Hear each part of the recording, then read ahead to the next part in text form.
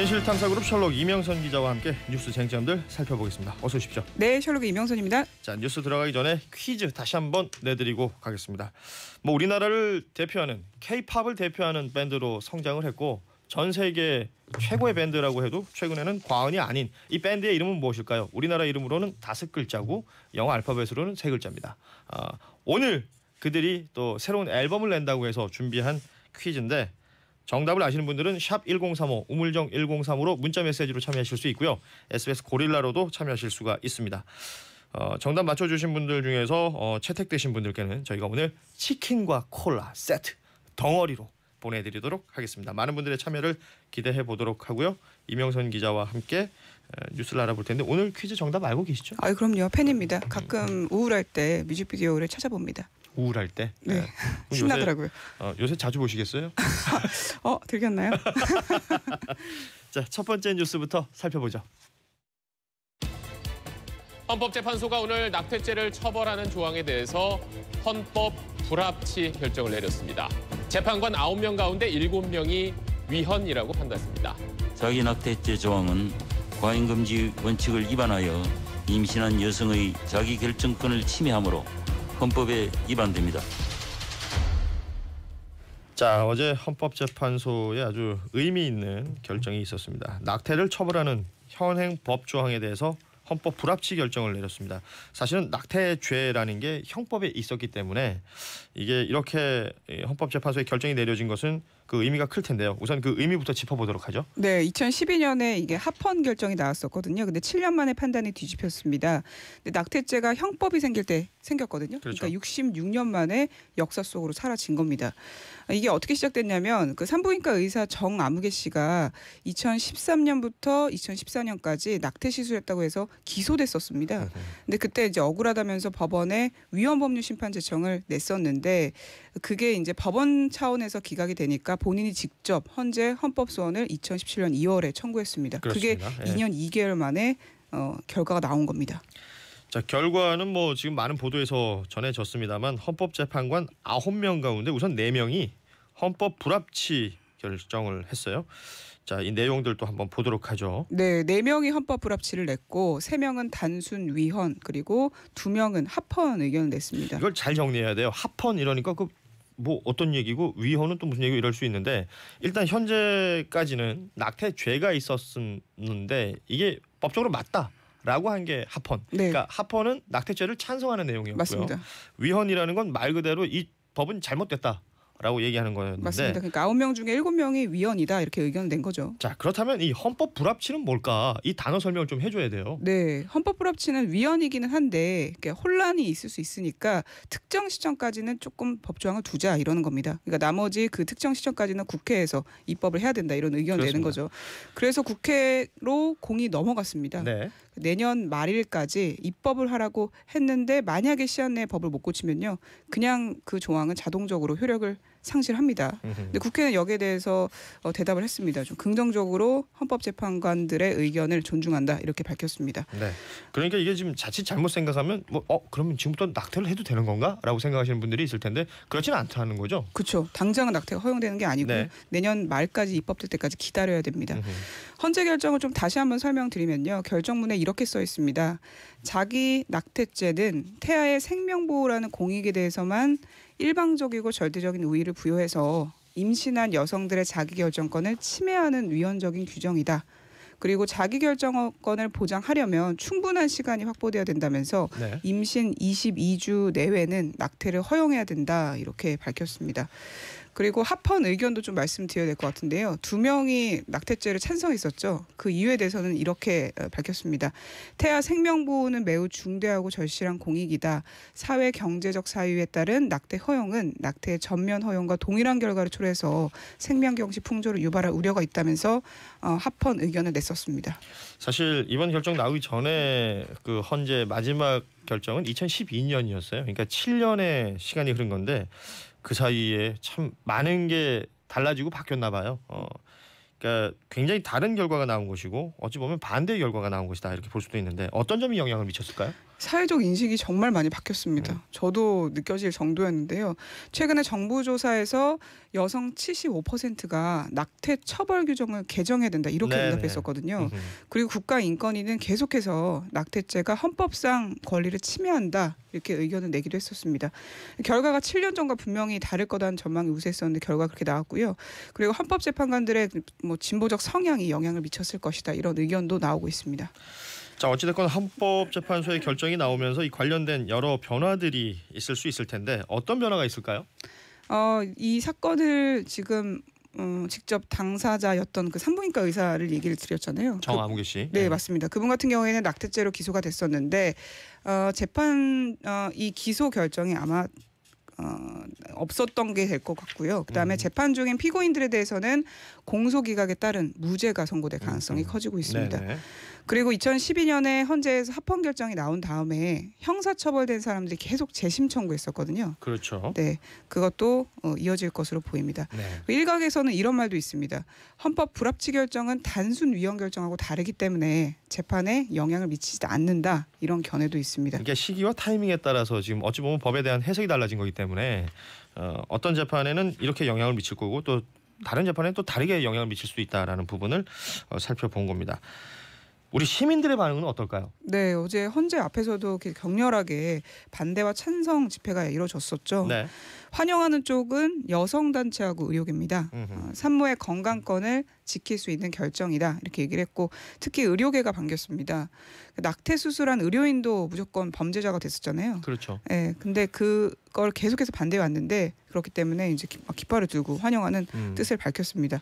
근데 일각에서는 만약에 의사 환자가 요구를 하게 되면 환자가 요구하게 되면 의사가 스스럼 없이 수술을 해야 되는 상황이 벌어질 수 있다 이렇게 얘기를 하면서 우려 섞인 목소리도 나오긴 했습니다. 여기에 대한 뭐 보완책들이 많이 마련이 돼야겠죠. 그 뭐 임신 주수를 따지는 네. 부분들이 많이 얘기가 되고 있는데 제가 어제 그 다른 방송에서 방송을 하면서 자료들을 좀 찾아봤는데요. 유럽 같은 경우에는 이 낙태죄에 굉장히 좀 우리와는 다른 시각을 가지고 있다라고 알려져 있잖아요. 영국 같은 경우에는 24주 임신한 지 그러니까 태아가 24주가 될 때까지 의사 2명의 동의가 있으면 낙태죄가 성립이 되지 않는다고 해요. 그리고 그 외에 대부분의 유럽 국가들, 프랑스, 독일, 노르웨이, 덴마크 이런 데 같은 경우에는 12주까지는 낙태가 허용이 네. 되는 걸로 얘기가 되고 있다고 하는데 이런 것들이 또 우리나라에서 국회에서 또 법 만들 때 참고 자료가 될 수 있을 것 같습니다. 맞습니다. 그리고 화학적 낙태도 허용할지 말지 이런 것도 사회적 합의가 필요합니다. 그렇습니다. 계속해서 얘기를 이어나가면 종교계는 당연히 강하게 반발을 했습니다. 네. 천주교에서는 이렇게 입장을 밝혔는데요. 헌법 불합치 선고에 대해서 깊은 유감을 표명한다. 그리고 자신을 방어할 능력이 없는 태아의 기본 생명권을 부정할 뿐만 아니라 원치 않는 임신에 대한 책임을 여성에 고착시키고 남성에게 부당하게 면제하는 결정이다라고 평가했고 개신교도 비슷한 의견을 냈습니다. 네, 종교계 반대는 예상이 됐던 부분이기도 하죠. 자, 그런 가운데 헌법재판소가 또 하나의 의미 있는 결정을 내렸었어요. 맞습니다. 자율형 사립고 지원자가 일반고에 이중 지원하는 것을 금지하는 선발제도가 헌법에 어긋난다 이런 결정이 나왔습니다. 네. 이 교육부에서 2017년 11월에 이런 시행령을 만들었었거든요. 무슨 내용이었냐면 일반고보다 먼저 학생을 뽑던 자사고, 외고, 과학고 있잖아요. 특목고. 네, 일반고와 동시에 선발하고 자사고에 지원하면 일반고에 지원하지 못한다 이런 시행령을 만들었었는데 여기에 대해서 그래서 자사고인 상상고를 비롯해서 여러 그 곳에서 한법 소원을 냈었습니다. 그렇습니다. 네, 근데 헌재는 중복 지원 금지 조항에 대해서 전원 일치 의견으로 위헌을 결정했습니다. 그러니까 이렇게 되면서 좀 똑똑한 친구들 같은 경우에는 영재학교 쓰고 그 떨어지면 과학고 쓰고 그다음에 자사고 일반고 다 쓸 수 있게 된 겁니다. 4번 지원이 가능해졌습니다. 그러니까 지원 자체를 여러 차례 할 수 있다는 것이고 또 이 학교에서 떨어지면 두 번째 또 지원할 수 있는 학교에 또 지원할 수 있는 것이고 이런 식의 형태가 되는 거죠. 네, 그러니까 과학고라든가 아니면 자사 같은 경우에는 지금처럼 계속 세겠죠. 많은 공부 잘하는 친구들도 계속 지원을 할 거고. 네. 근데 이게 문제가 뭐냐면 문재인 정부에서 자사고 폐지 정책을 계속 추진했었거든요. 그렇죠. 네, 그래서 궤도 수정이 불가피해 보입니다. 그러니까 이게 사실은 기회 균등성 부분에 있어서 문제 의식을 느낀 사람들은 자사고나 특목고 쓴 사람들에게만 기회를 더 많이 주는 것 아니냐라는 지적을 하는 것인데 헌법재판소에서는 이 부분에 대해서 동시에 지원할 수 있는 것으로 이번에 결정을 내렸다는 것입니다. 자, 헌법재판소의 결정 두 가지를 살펴봤고요. 다음 뉴스 이어가겠습니다. 이미선 후보자의 주식 투자를 둘러싼 의혹이 계속되자 금융 당국도 나섰습니다. 주식 거래 과정에 문제가 있었는지 들여다보기로 했습니다. 특히 남편인 오충진 변호사는 OCI 계열사인 이테크건설 주식을 지난해 1월 한 달 동안 무려 34번에 걸쳐 6억 5천만 원어치나 집중적으로 사들입니다. 바로 다음 달 이테크건설은 2,700억짜리 계약을 공시했고 주가는 급등합니다. 오 변호사가 이 사건을 수임한 것으로 확인되면서 이 회사 내부 정보를 알고 사들인 것 아니냐는 합리적 의심이 가능합니다. 자, 어제도 저희가 전해드렸습니다만 이미선 헌법재판관 후보자 뭐 주식 관련한 논란이 여전합니다. 네, 맞습니다. 금융당국이 이게 매매 과정에서 문제가 없는지를 파악에 나섰습니다. 이게 새로운 뉴스로 나왔는데요. 야당이 그리고 미공개 정보를 이용해서 이 후보자 부부가 주식 거래한 거 아니냐 이렇게 의혹을 제기했잖아요. 그래서 금융위원회 조사를 의뢰할 방침이다 이렇게도 밝혔습니다. 그러니까 제기된 의혹이 검찰 수사로까지 이어질 수 있는 상황입니다. 그렇죠. 그리고 금융위원회는 혹시 의혹에 관련해서 이게 맞는지 한국거래소에 좀 물어봤습니다. 문의받다고 합니다. 그래서 한국거래소가 만약에 불공정 거래를 확인하면 금융위원회나 아니면 금융감독원에 정식 조사를 요청하게 됩니다. 이미선 헌법재판관 후보자 특히 이제 뭐 부부 그러니까 두 사람 다를 지금 쳐다보고 있는 거예요. 그러니까 뭐 이미선 후보자는 말 그대로 현재 그 재판관 후보자이기 때문에 쳐다보고 있는 것이지만 그 남편도 판사 출신의 변호사이기 때문에 이 부분에 대해서 계속 얘기가 되고 있는데 그 자신들이 재판을 맡았던 OCI 그룹의 계열사 주식을 주요 공시를 전후해서 계속해서 뭐 거래를 했다라는 내역들이 확인이 된 거죠. 네, YTN이 보도를 했는데 그 오모 변호사가 그러니까 이 후보자 남편이 그 OCI 계열사 주식들을 공정위 적발을 전후로 해서 그리고 거래 정지가 한번 있었거든요. 그리고 대량으로 매수하고 매도하는 거를 포착했다고 YTN이 보도를 했습니다. 네. 네. 여기에 대해서 자료를 제공한 자유한국당 주광덕 의원은 이렇게 밝혔습니다. 전형적인 주가 조작 작전 세력의 패턴이 보인다 이렇게 말하기도 했습니다. 네.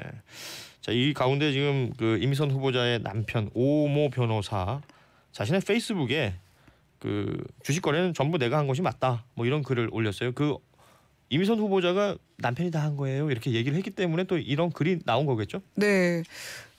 뭐 아내는 스마트폰 어플도 못 다룬다. 22년 동안 재판 업무에 전념했다 이렇게 얘기를 하면서 의혹에 대해서도 좀 해명을 했습니다.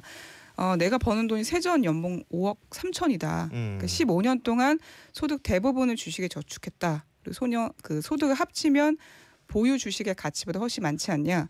부동산 투자보다 주식 거래가 건전하다는 생각으로 그렇게 한 것이다라고 말했습니다. 네.